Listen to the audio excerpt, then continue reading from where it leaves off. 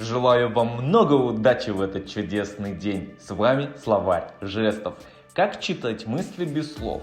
Обратите внимание на эти жесты. По мнению автора, стоя лицом к мужчине, женщина склонна выворачивать голени или даже скрещивать ноги.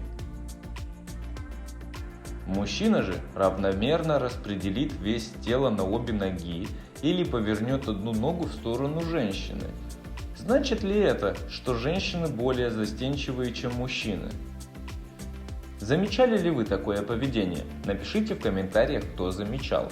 Подписывайся на канал и ставь лайк, чтобы получать новые жесты каждое утро. И вместе с нами вы научитесь читать мысли без слов за несколько минут в день. Завтра расскажу про соблазнителей. Всех благ, дорогой зритель, обрети суперспособность.